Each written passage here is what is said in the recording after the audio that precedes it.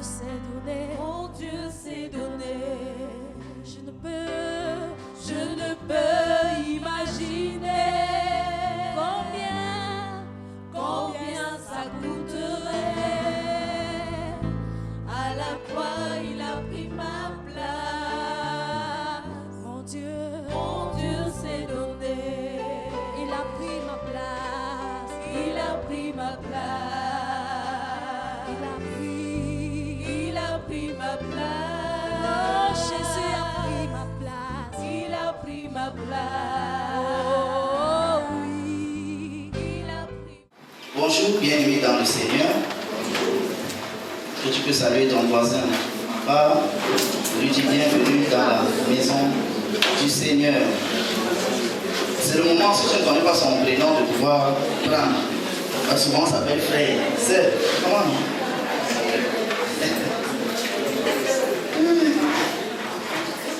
Alléluia. Amen. Alors, le message de ce matin va en étroite ligne du message dernier de notre Père sur l'obéissance. Et je vais beaucoup m'appesantir sur la personne du roi Saül, dont il a utilisé, et continuer. Amen, amen. Amen. Alors, nous allons utiliser le texte de 1 Samuel chapitre 13 et 1 Samuel chapitre 15 pour pouvoir parler dessus. Je pense être long, un peu long. Bon. Que Dieu m'aide. Amen. Alors, commençons la lecture. Lisons 1 Samuel 13, 7 à 13. Lisons d'abord 1 Samuel 13, 7 à 13. Je suis dans ses mains. Bien. Je vais lire. Certains Hébreux franchirent le Jourdain et se réfugiaient dans le pays de Gad et de Galad. Pendant ce temps, Saül était toujours à Gilgal. Retenons Gilgal. Au milieu de son armée, qui tremblait d'épouvante. Il attendit 7 jours le rendez-vous fixé par Samuel. Celui-ci n'arriva pas. Les soldats commençaient à abandonner Saül et à se disperser. Alors Saül dit: j'ai essayé dans ma méditation de chercher le ton de sa manière de dire. Ici, j'ai cherché. Et voilà. Amène-moi le maître de l'Holocauste et les sacrifices de communion.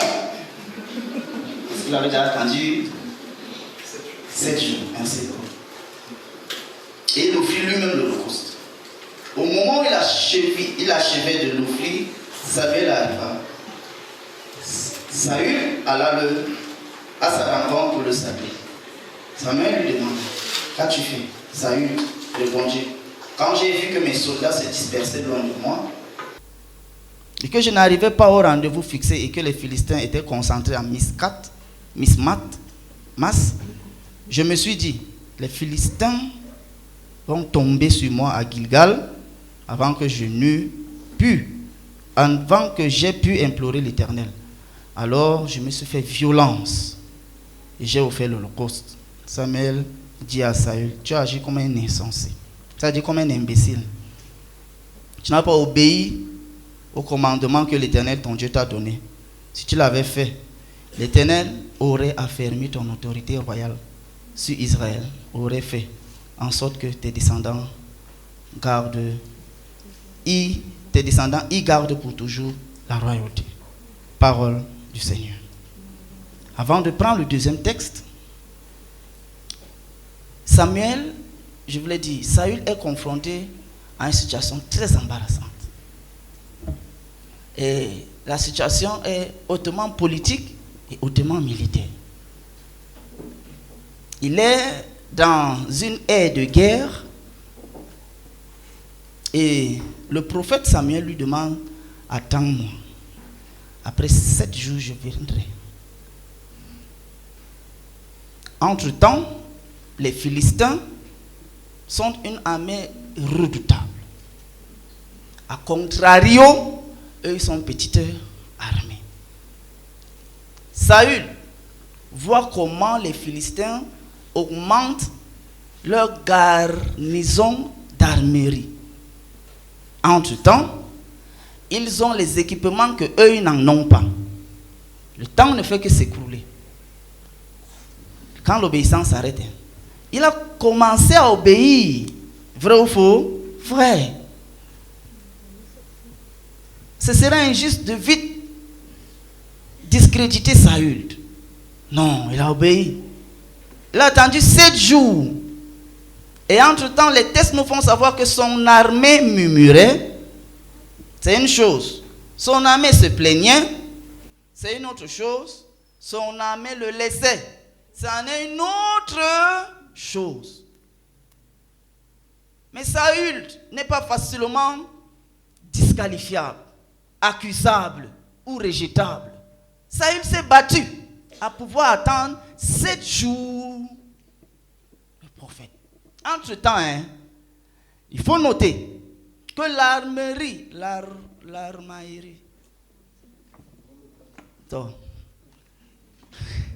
voilà, l'important c'est le sens. Si vous avez compris le sens, c'est bien. De l'autre côté, ne fait que s'ajouter. Et il faut rappeler que le peuple hébreu, au moment de Saül, n'est pas hautement militarisé. C'est le premier roi. Il n'a pas beaucoup d'expérience. C'est avec son petit David, que Israël commence à être une armée solide. Non, ce sont les petits gens, les artisans, les cultivateurs, les bergers. Saül est en train de se battre. Saül a commencé à obéir au Seigneur. Il a commencé à attendre. Et je suis sûr qu'il n'attendait pas de façon passive. Mais il réconfortait ses gars. Il challengeait ses gars. Puisque c'est ça que fait un chef militaire. Mais le temps passe. Et voilà pourquoi j'ai imaginé le ton avec lequel il a dit « Amenez-moi ces choses ». Il a d'abord quelques hommes. Et les quelques hommes ne sont pas autant équipés que ça. Et ces quelques hommes ne font que murmurer, se plaindre, ça va. Mais partir, il fait comment? Amenez-moi, il faut qu'il fasse le sacrifice. Amen, alléluia. Et il faut noter que avant que ça n'arrive comme ça, Saül c'est un bon monsieur. Ils sont obligés de prendre d'abord le temps pour bien fixer, afin que nous voyons combien de fois nous avons été Saül sans le savoir. Et que généralement quand on lit la Bible, on sait que bon, David c'est le bon roi, Saül c'est le mauvais. Non, il a très bien commencé. Il a été humble parce que lorsqu'on l'a oint dans le chapitre 10, parce qu'il cherchait les anneaux de son papa, c'est un acte d'humilité et de service, l'onction vient sur lui. La Bible dit que Saül a été changé en un autre homme. Ça dit, la transformation de Saül, t'as dit l'ancien Saül et le nouveau Saül, c'est deux personnes différentes. Je vais te prêter mon micro aujourd'hui. Tu vas me dire qu'est-ce qui s'est passé. Après, je vais reprendre mon micro. Amen. On va. Qu'est-ce qui s'est passé? Saül était humble et après l'onction, Saül a fui la royauté. Qu'est-ce qui s'est... Je te prête mon micro. Pour que tu dises, comme c'est long, il faut que tu t'actives pour que tu ne dormes pas. Donc dis-moi qu'est-ce qui s'est passé. Amen. Je recommence. Saül était humble et il a fui la royauté quand bien même il avait eu l'onction. Je veux que le peuple me réponde qu'est-ce qui s'est passé. Je recommence. Saül était humble et il a fui la royauté quand même il a reçu l'onction. On va recommencer. Je t'ai dit, je te prête mon micro. Quand la conductrice te dit de loin, je te demande de répéter. Est-ce que tu ne répètes pas? Et pourquoi moi tu crois que je suis en train de déranger? Saül était humble et il a fui la réalité quand même il a reçu l'onction. Voilà. La Bible dit qu'il a été changé à un autre homme.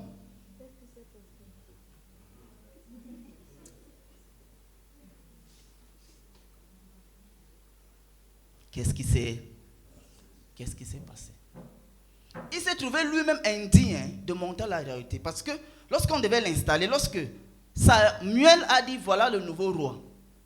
Et on a perdu. Il s'était caché. Hein. Samuel était obligé de prier. C'est ça que la Bible dit que Samuel pria et Dieu dit, il est dans les bagages.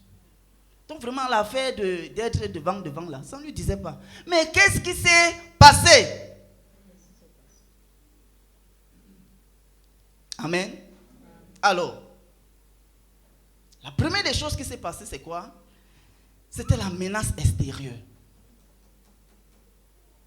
Et pendant que tout était contre lui, l'obéissance a commencé à se désengager, désaltérer, à se diminuer, à se polluer. Quand autour de lui, la menace était très très grande. Et c'est dans ce contexte-là, précisément, que Dieu commence à tester l'obéissance de Saül. Tu sais, quand tout est facile, obéir, c'est facile. Mais là-bas, la grâce de Dieu ne vient pas quand tout est facile. Mais oui. Je vais revenir sur l'argent. On est revenu sur l'argent la fois dernière. Bon, on ne s'est pas entraîné. Mais c'est pas que ça fait mal. Si j'ai 1000 francs sur moi, te donner 100 francs, c'est facile? Est-ce que je mens? C'est facile. Si Dieu me dit, donne 100 francs à ma fille Elisabeth, il peut donner. Moi-même, je vais ajouter. Mais Dieu me dit, donne 1000 francs à ma fille Elisabeth. C'est là que ça commence à être compliqué. Oh, c'est 1000 francs que j'ai dans ma poche. Donc des fois nous sommes plusieurs fois les Saül qui obéissons au Seigneur quand c'est facile. Et quand c'est difficile, on n'obéit plus. Mais c'est ce que Saül a dû encaisser, a dû gérer.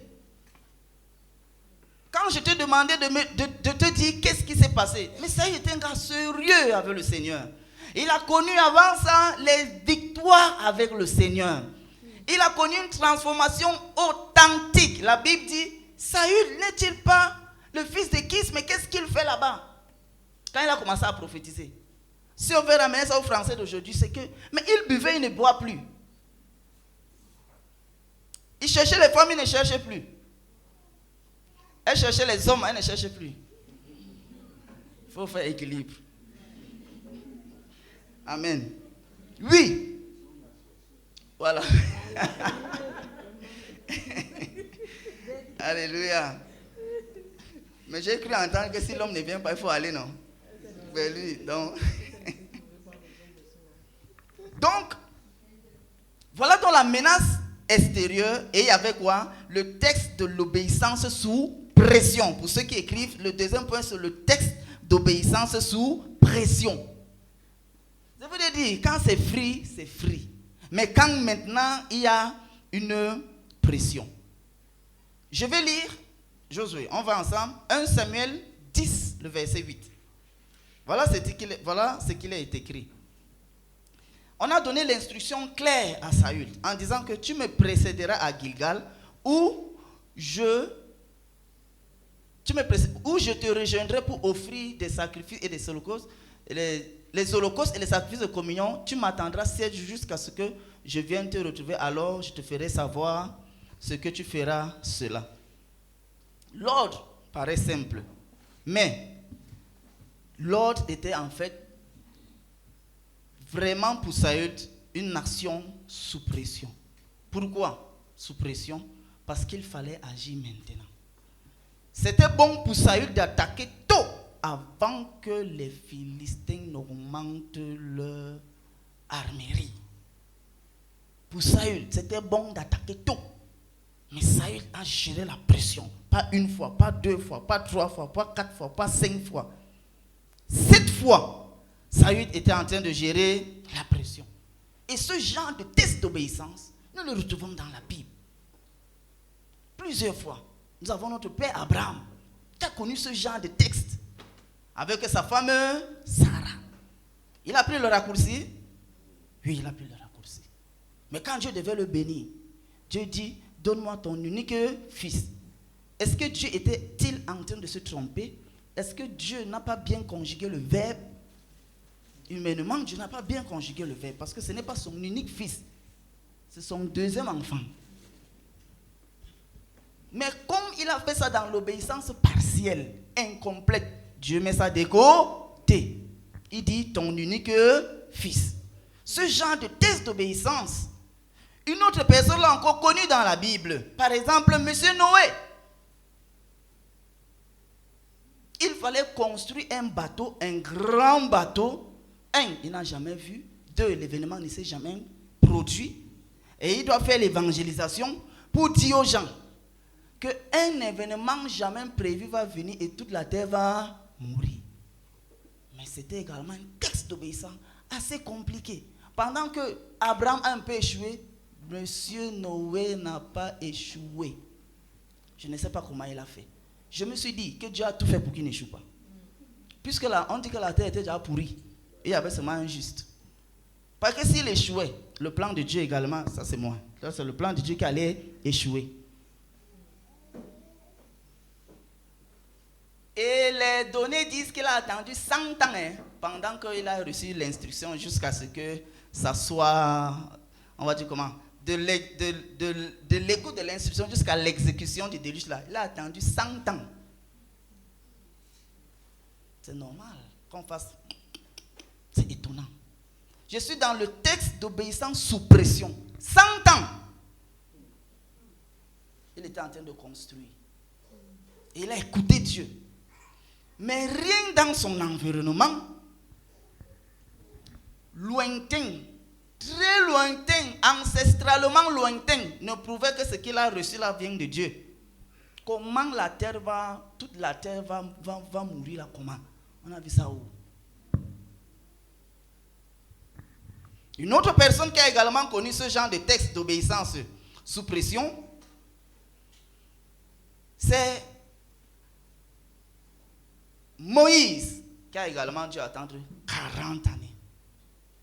Et enfin, David, que nous aimons bien, qui a attendu également. J'ai trouvé, on parle de près de 15 ans, entre l'onction reçue et, l'intronisation. Donc cette histoire d'obéissance s'arrête en chemin. Plusieurs fois, nous nous sommes rendus là-bas dedans. Mais que c'est facile d'indexer l'autre et de ne pas se rendre compte que nous-mêmes là, comme on m'avait dit au lycée, mon ancien, que quand tu indexes les gens, il y a 3 doigts qui te regardent. Oh, c'est un seul doigt qui regarde les autres. Et que chaque fois que tu indexes, quand tu te rappelles de ça, tu ne vas plus indexer. Donc, l'obéissance sous pression nous est présentée comme une des plus rudes épreuves de la loi. Parce que quand la situation est confortable, n'importe qui peut obéir. Quand les résultats sont déjà garantis, il est plus facile à s'exécuter dans l'obéissance. Or, dans la crise ou dans l'incertitude, ou encore face à un danger imminent, qu'une véritable obéissance, c'est là qu'une véritable obéissance se manifestera ou pas. Amen, alléluia. C'est donc dans de tels moments que nous découvrions que si notre foi en Dieu n'est pas profonde, alors notre humilité initiale va disparaître et le fait que nous ne dépendons pas de Dieu va apparaître. Notre humilité initiale va disparaître et le fait que nous ne dépendons pas de Dieu va apparaître. Amen, alléluia. C'est ça que M. Saül a reçu. Pendant qu'il a attendu 7 jours et que rien ne passait. Voilà ce que j'ai noté pour nous. Le temps influence la perception des choses. Le manque de temps face à un danger favorise l'impatience. Or, s'il n'y a pas de pression ou de danger suite aux Philistins, et même si Samuel tardait, Saül aurait peut-être supporté. Dieu nous demande de lui faire confiance dans le manque de temps face à un danger pressant. Et c'est là que se verra la foi authentique. recommence. Le temps influence la perception des choses. Le manque de temps face à un danger favorise l'impatience. Or, s'il n'y a pas de pression, s'il n'y a pas de danger face aux Philistins, et même si Samuel tardait, Saül aurait peut-être supporté. Ça dit, s'il n'y avait pas la pression, s'il n'y avait pas le danger, même si Samuel faisait 2 mois, Saül aurait supporté. Son obéissance ne se serait pas arrêtée. Ça aura continué jusqu'à la fin. Seigneur, donne-moi à manger. Et il te dit, je vais te donner à manger. Tu peux mettre ça dans le travail, dans le mariage, dans les percées, dans les connexions, dans l'onction, dans l'enfant. Tu peux mettre ça. Et quand tu pries, la voix te dit, je te nourrirai. Tu dis, alléluia, amen. Tu viens même, tu fais le témoignage ici, je te nourrirai. Nous, on peut même déjà te faire les demandes. Parce que tu as déjà donné l'info que tu as. Et pourtant, tu n'as pas encore. Tu as dit pas à la fois. Tu attends, les jours passent. Quand ça vient vite, c'est bon, hein. Mais quand ça ne vient pas vite, et c'est donc là où s'inscrit mon thème. Quand il y a la pression, et quand le vent est contraire, on fait comment? On continue à obéir, ou bien on ne continue pas à obéir. Et pourtant, ce que Dieu nous a dit est authentique. Je suis sûr, ce qu'il nous a déjà dit là, c'est authentique.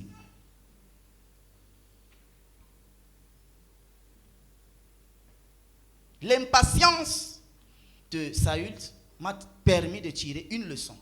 Josué, on peut aller ensemble. L'impatience ou la patience devant les choses que Dieu nous a promises n'est pas attachée à notre trait de caractère, mais elle est toujours une expression, soit de notre incrédulité, soit de notre foi. L'impatience ou la patience devant les choses que Dieu nous a promises n'est pas attaché à notre trait de caractère. Donc, ce n'est pas parce que non. Lui là, il connaît supporter. Lui là, non, ça n'a rien à voir avec ça. Soit tu es incrédule, soit tu as la foi.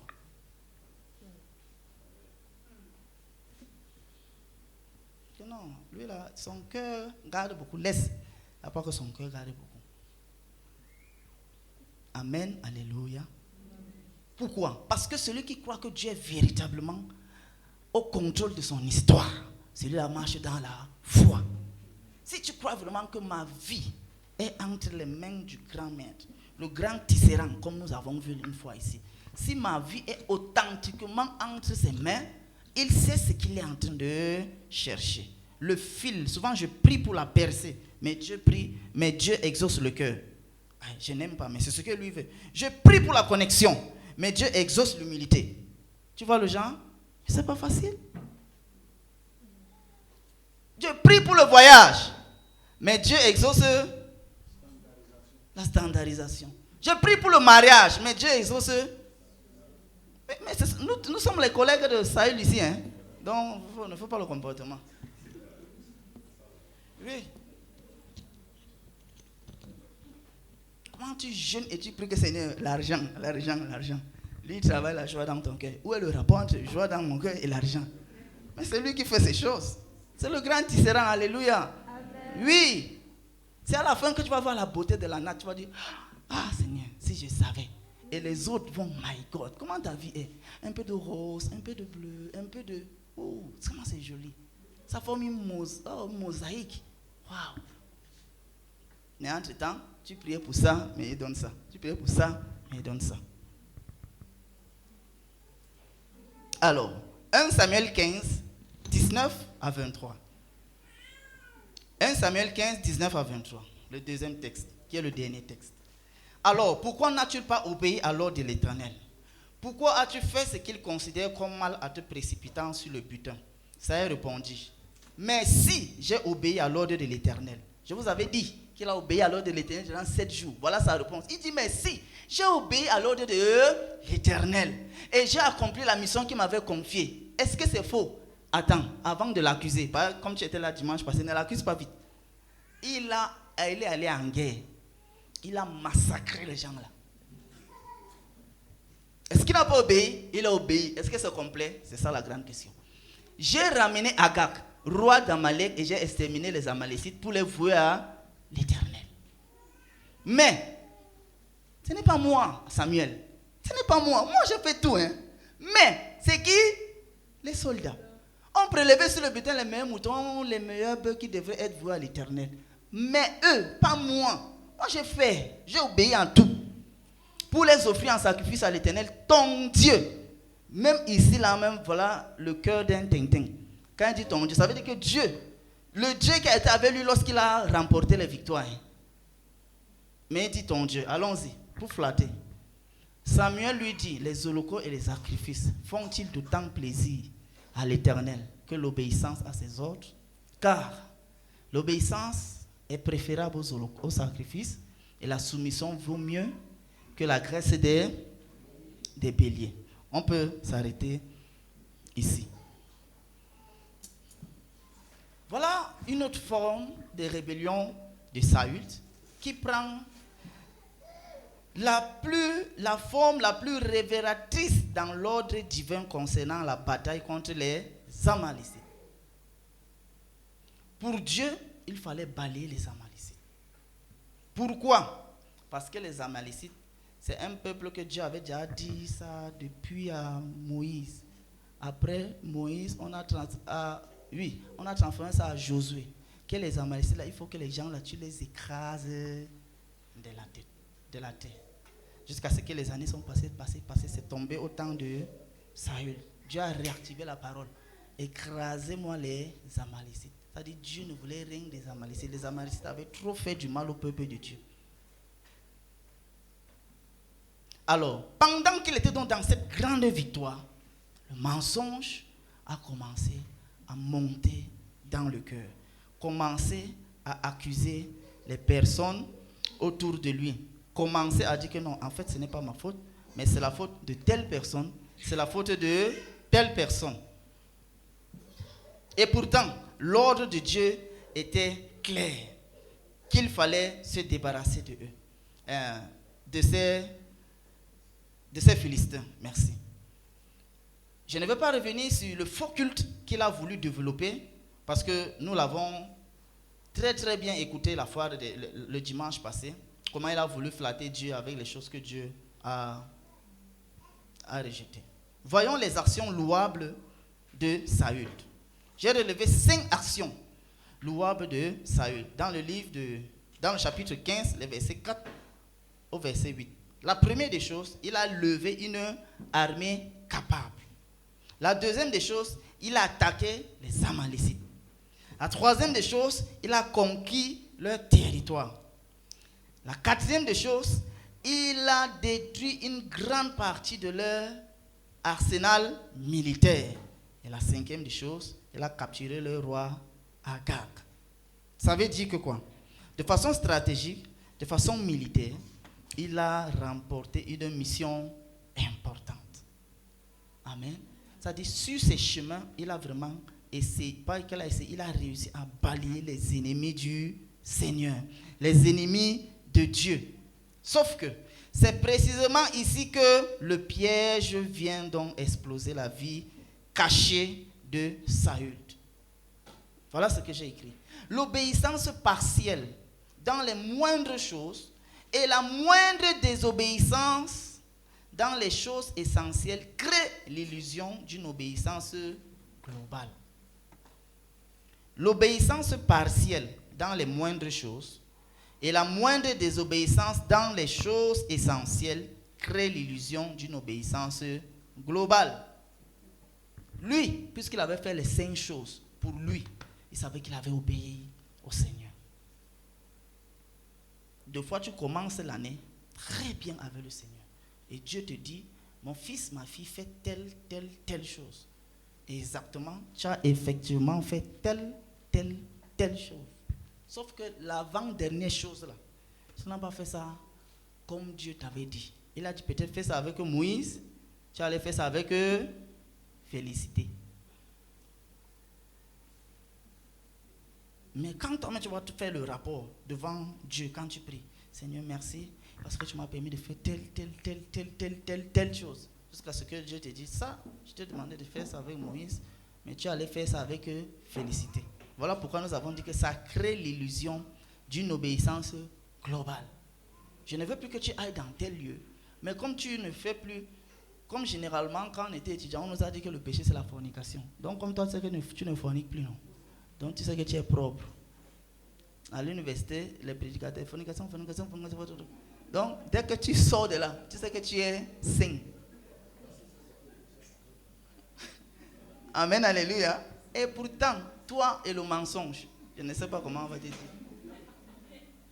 Mais pour toi, ton mensonge, tu sais pourquoi ton mensonge est illusion d'une obéissance globale. Donc c'est parce que tu ne mens pas pour faire du mal à tel. Oui, donc je ne mens pas peut-être si mon frère est un oncle, c'est un banquier. Non, je ne dis jamais ça. Mais dis-moi que non, si je suis venu en retard, c'est parce que l'enfant chauffait. Tu vois le genre de mensonge là? Mensonge innocent, je n'ai pas dit à l'église, hein. Si nous tous on vient à l'heure, c'est ailleurs que je vois ça. Ici tout le monde vient à l'heure.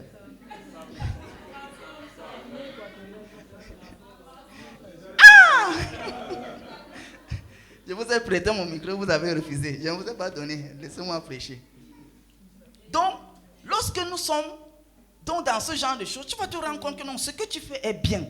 Pour d'autres, ils ne mentent pas, même le genre là. Mais c'est quoi? Surfacturation.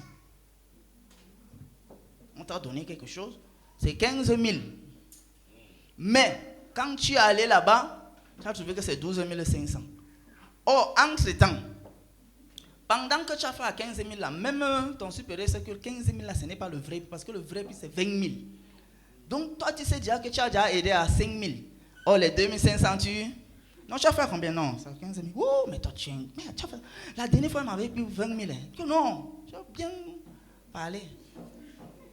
Entre-temps, il y a 2 500. Tu vois le genre de mensonge là, non? Oui, ça crée l'illusion d'une obéissance globale. Puisque l'acte, c'était quoi? Attendez.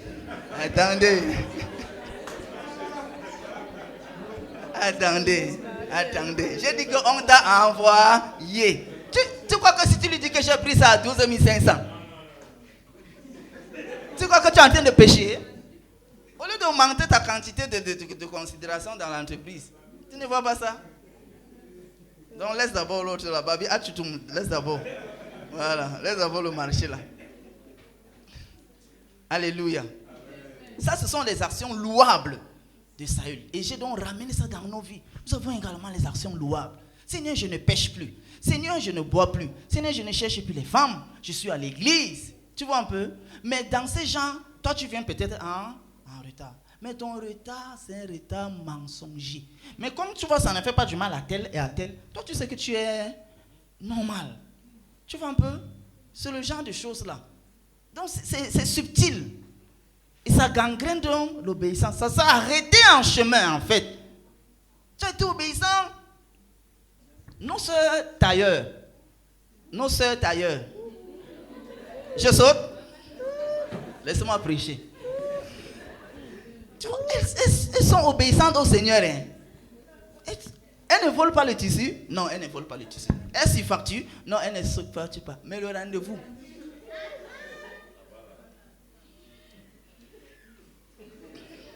Jusqu'à ce que nous, les clients, on est déjà habitués. Quand je dois porter l'habit le 2, je ne dis pas que je vais ça le 1er. Je dis ça, je vais ça le 20.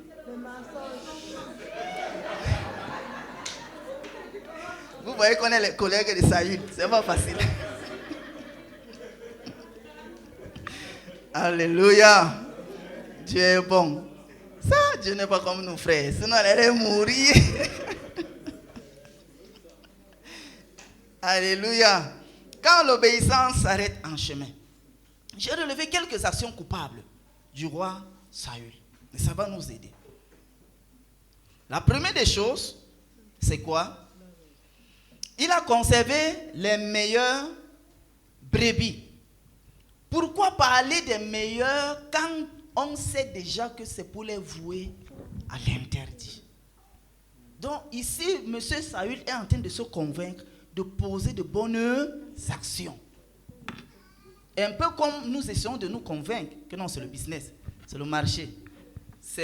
Tu vois un peu? Deuxième chose. les meilleurs bœufs. Premièrement, là d'abord parler des meilleurs brebis. Deuxièmement, les meilleurs bœufs. Une fois de plus, une sélection qui révèle les véritables motifs. Est-ce que Dieu ne savait pas que dans le peuple là, il y avait les meilleurs brebis, les meilleurs bœufs? Est-ce que Dieu ne savait pas? Dieu le savait. Est-ce que Dieu ne savait pas que quand on t'envoie, il y a un décalage? Est-ce que Dieu ne voyait pas quand tu donnes le rendez-vous aux gens qu'il faut respecter? Vous me dites tout à l'heure, quand il y avait interaction, maintenant vous partez où?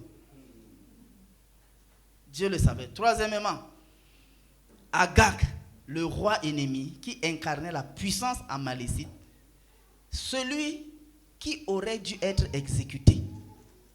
Voilà le fonctionnement de l'obéissance partielle. Laisse un peu pour que ça aide un peu les gens. Voilà le fonctionnement de l'obéissance partielle. L'obéissance partielle, toi-même, tu as les idées. Toi-même, tu as les outils. Toi-même, tu as les arguments pour dire qu'en réalité, en fait, c'est que nonobstant tel, en réalité, c'est ça que produit l'obéissance partielle. Il y a toujours les choses, les justifs sur lesquels on peut s'accrocher. Les tenants sur lesquels on peut tenir. Sur lesquels on peut s'agripper pour dire non. Non, en fait, c'est que. Et ça édulcore la grâce de Dieu. La main qui doit nous accompagner. La chose invisible. Même notre noam là, ça va diminuer ça. Quand nous marchons dans l'obéissance partielle. Amen. Saül, à son temps, il a versé ça sur les soldats. Nous, combien de fois ne nous comportons pas comme Saül? Voilà ce que j'ai noté. Combien d'hommes et de femmes, chrétiens ou non, nous marchons sur les mêmes traces que Saül, toujours prêts à prendre des initiatives et à bénir le Seigneur quand ça réussit. Mais, pour peu que nous sommes conscients que ces initiatives n'étaient pas conformes à ce que Dieu voulait, alors, sans honte et sans remords, nous cherchons rapidement un bouc émissaire pour rejeter le tort sur lui dans le but de faire bonne mine devant Dieu et devant les hommes. Quitte à ce que ce bouc émissaire, cette âme qui n'a agi que parce que nous lui avons demandé de le faire et parce qu'elle nous faisait confiance. Nous avons agi comme ça plus d'une fois. Que nous avons écouté quelque chose de Dieu. Quand ça a réussi, il n'y a pas de problème. Et dès que ça a échoué, on dit que non. Est-ce que tu avais dit ça comme ça? Quand tu ne peux pas prier. Mais on vous dit de discerner. Toi, tu ne discernes pas. Tu fais seulement. On verse ça sur toi. Et quand on verse ça sur toi, nous, notre conscience, on s'est déjà déchargé. Que la faute ne venait pas de nous, mais c'est de lui. Même chose que M. Saül. C'est déchargé que non, ce n'est pas moi, ce sont les soldats. Que Dieu nous vienne en aide. Voilà la nature de la désobéissance de Saül. Premièrement, une obéissance maligne.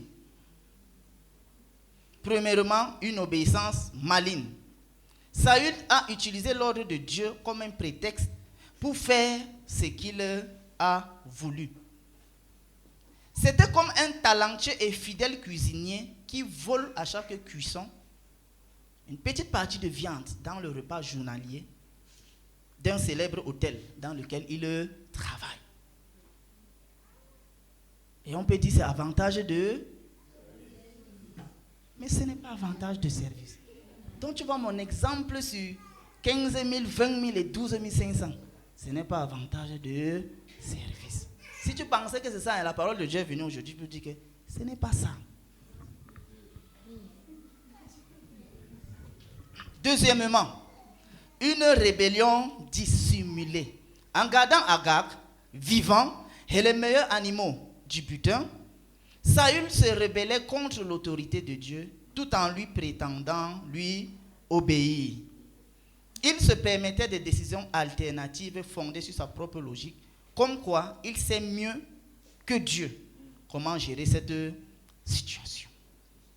Troisièmement, on a savamment développé ça le dimanche passé. C'est la perversion du culte. Il a donc justifié ses actions pour leur donner à Dieu en disant qu'il voulait glorifier le Seigneur. Et pendant qu'on est donc en train de finir, lisons 1 Samuel 15, 14. 1 Samuel 15, 14.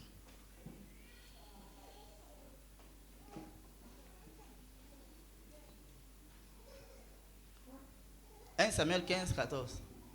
1 Samuel 15, 14. Samuel lui dit, d'où viennent donc ces bêlements qui résonnent à mes oreilles et ces mugissements de bœufs que j'entends? Au début, je t'ai dit que je serais un peu long. D'où vient? Parce que quand Samuel est venu, il lui disait comment ça se passe. Il dit que non, ce que nous venons de faire là, non, j'ai gagné tel, j'ai fait tel, j'ai gagné tel, j'ai fait tel, j'ai gagné tel, j'ai fait tel.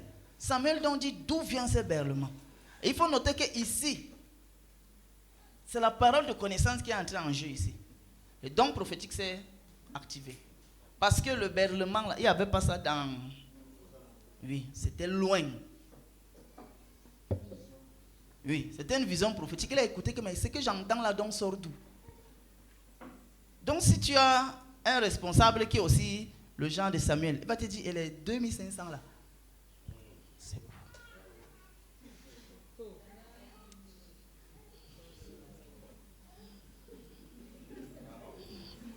Tu vas dire que non. En effet, il m'a donné ça pour la moto. Il va dire, en bon? Il va te dire, sois sage. Ça, c'est s'il est doux. Moi, je vais dire, mais moi ça. Toi, peut-être tu es doux comme l'homme de l'amour là. Amen. Oui. Donc, pendant qu'on a donc découvert la vérité, s'il tombait seulement à genoux pour dire, bon, vraiment, ça va. Vraiment, je te demande pardon. Est-ce que Dieu aurait enlevé la réalité sur lui? Non. Est-ce que Dieu devait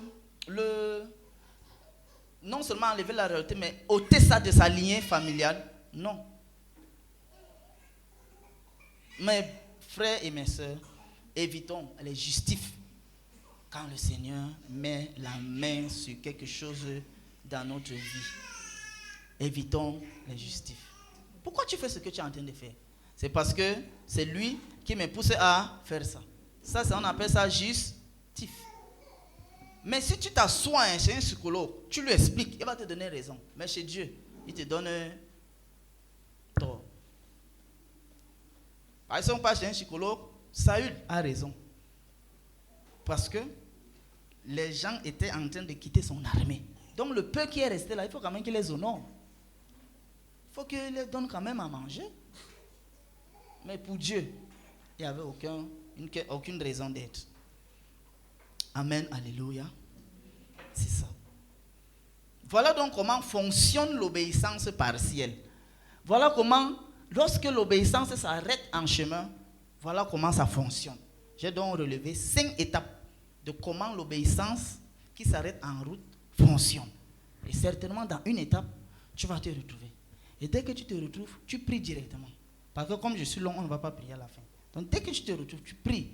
Laisse que c'est le marché, c'est l'enfant, c'est la situation. Tu laisses tout ça, tu pries seulement. Et Dieu te sauve, c'est tout. Amen. Premièrement, la sélection. Étape 1, la sélection. La personne examine l'ordre qu'elle reçoit et elle décide précisément quelle partie obéit et quelle partie n'est pas obéie. Maintenant, dans la partie qu'elle doit obéir, elle modifie un peu. Voilà pourquoi Saül dit, détruis complètement Amalek. Non, je ne peux pas détruire complètement Amalek. Il faut que je nourrisse mes loyaux soldats qui sont restés. Les gars, général 1 prend 10 bœufs. Général 2, 10 bœufs. Général 3, 10 bœufs. Agent secret, 6 bœufs. Parce qu'il faut les satisfaire. Humainement, ce qu'il fait là est bien. Les gars l'ont lâché. Mais vous qui êtes restés, vous êtes loyaux. Mais je dois vous donner. Donc la personne modifie l'ordre. Étape 2. La rationalisation. Après avoir sélectionné, il crée des raisons qui justifient sa sélection. Et peut-être Saül s'est dit, le meilleur butin servira à honorer Dieu par des sacrifices et Agag peut être utile comme trophée pour montrer aux yeux de tous ma victoire. Pour l'ordre de Dieu, il fallait faire quoi? Aller et vouer tout ça à l'interdit. Or, quand tu ramènes un butin de guerre, le peuple fait comment? Le peuple chante ton nom, le peuple chante ton nom, le peuple chante ton nom. C'est la même figure qu'on a dit qu'il a déchiré l'acte qui nous condamnait. Il a rendu en spectacle l'acte qui nous condamnait. Il l'a déchiré. Et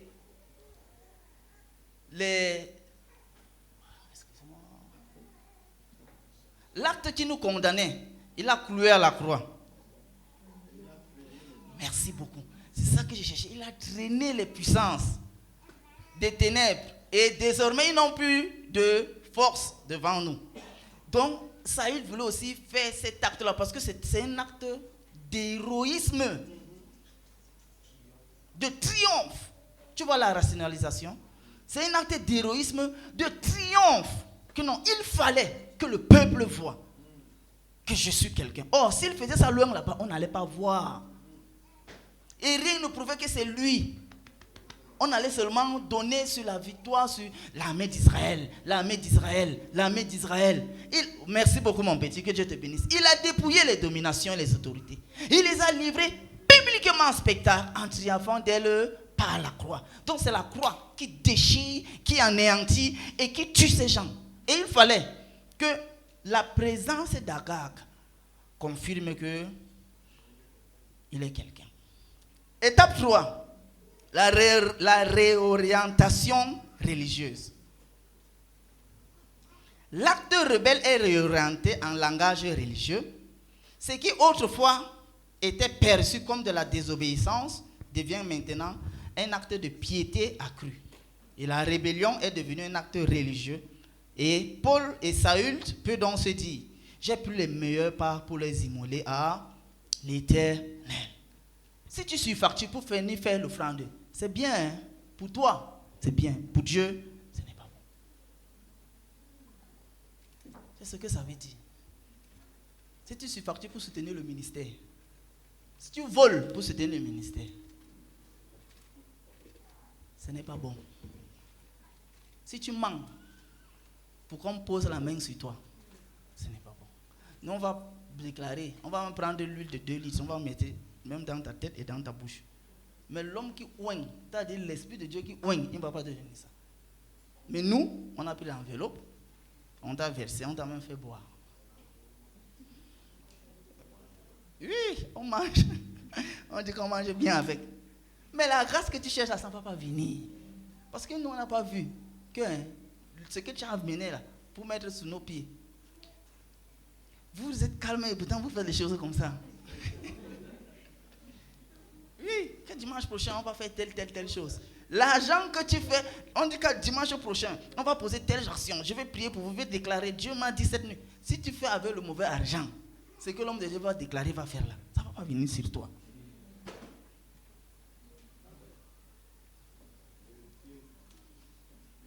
Pourquoi? Parce que tu es dans la réorientation religieuse.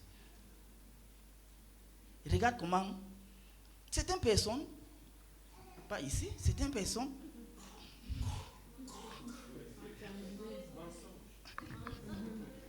alléluia, amen.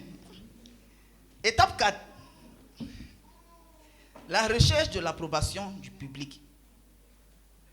La personne affiche hautement ses actes, ses actions de conformité partielle en espérant que les résultats visibles impressionnent ses vis-à-vis et les observateurs. Question de masquer ce qui a été obtenu. Il y a eu des personnes qui ont, lors des fêtes de reconnaissance, lors des dons de reconnaissance et autres, font des grosses offrandes. C'est-à-dire quand ils donnent, si vous voulez, non, on vous redistribue ce que vous avez donné. Ça fait de votre communauté la numéro 1 dans la région. Ça dit quand il vient, normalement on est déjà en train de clôturer le culte. Mais dès qu'on le voit, on dit bon, chante. Voilà. Oui.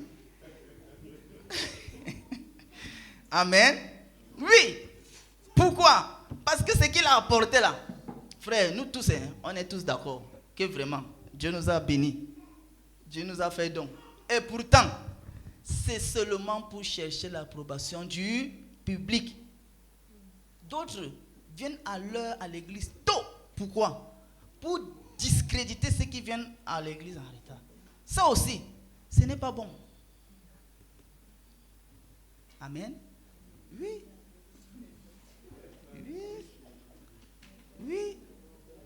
Non, parce que quand on va dire, comme un enfant qui marche sur la route, quand il va prendre la parole pour dire que non, les retardés, Tom dit oui, vraiment.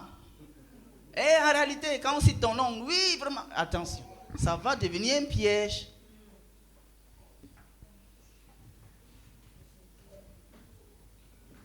Amen. Ça nous consolide un peu, nous les retardataires, un peu. Enfin, 5, l'autoconviction. Pour finir, la personne croit réellement à sa propre histoire et elle n'est plus consciente de l'ampleur de sa désobéissance. Car elle a recouverte d'un mensonge religieux. Elle se convainc et elle finit par y croire que ce qu'elle a fait, c'est une très bonne chose. Amen. Certains diacres volent dans l'argent de l'église parce que le pasteur aussi vole. Tu vois ce genre d'acte-là, non? Oui, c'est ça qu'on dit l'autoconviction. Quand on leur donne l'argent, est-ce qu'ils se construisent même? Le presbytère n'avance pas. Donc quand un diacre lui aussi compte l'argent, il prend.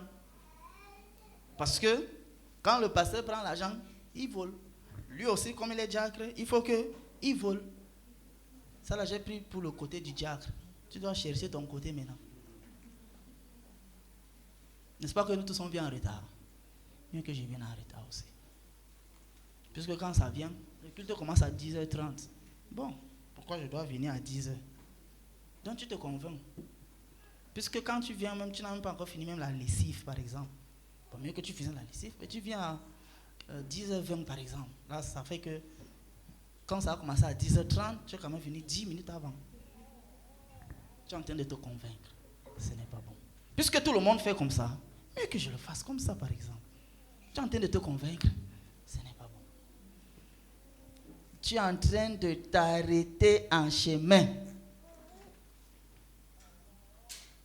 Voilà une leçon que j'ai tirée. Josué, allons ensemble. Une dernière leçon que j'ai tirée. L'obéissance est l'autel sur lequel toute véritable adoration repose. Sans elle, tout sacrifice, aussi grand soit-il, devient une mascarade religieuse. C'est-à-dire un embrouille, un roha, un choc. Ça la mascarade, donc c'est seulement comme ça la vie va.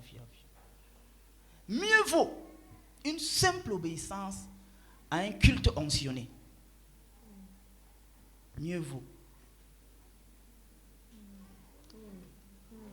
à un culte de puissance.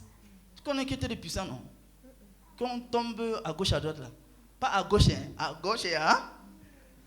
Mieux vaut une simple obéissance. Tu vois comment ça casse tout dans notre tête. Par exemple, nous devions conduire la louange et tu te permets de... Bon, ici, là, il n'y a pas ça. Mais on fait un mauvais réglage parce que c'est le tour de la chorale telle. Bon, on règle mal, par exemple. Oui. Cette action-là, Dieu dit que même si tu avais bien fait, il a donc écarté tout ça. Que c'était mieux de laisser ça comme tu as laissé. Amen, alléluia. Oui, l'obéissance est l'expression externe d'une disposition interne de respect à l'autorité dont Dieu a sur nos vies. Quand l'obéissance s'arrête en chemin, c'est de faire même quand la chose ne nous arrange plus. La chose que Dieu nous a dite au début, c'est bon, mais après, ça ne nous arrange plus. On continue à faire. Si tu as pris un engagement, que non, je vais faire telle chose à telle personne, Dieu même t'a dit, ok, fais. Tu vois comment quand tu fais, Dieu te bénit, Dieu te bénit, Dieu te bénit. Après, on ne sait pas ce qui s'est passé, tu as arrêté de faire. L'homme ne connaît pas, mais tu connais et Dieu connaît. Ce matin, il te dit que ça s'est arrêté.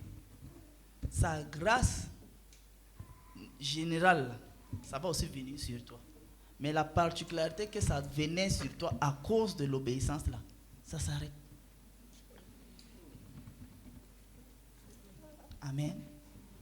C'est la parole du Seigneur pour nous et pour ce soir. Pour ce matin pour nous.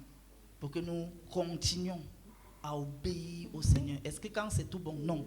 C'est justement en pleine adversité.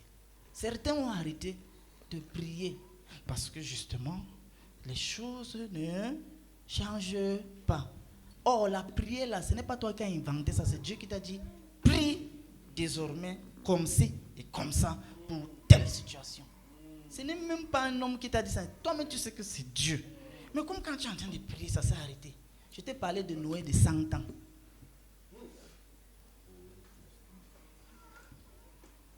Il y a certains qui ont dit que le verset qui a dit si la promesse tarde à s'accomplir, attends là, que non, le verset là, il faut changer. Ne change pas. Il faut attendre. Amen. Que le Seigneur bénisse l'écoute de sa parole.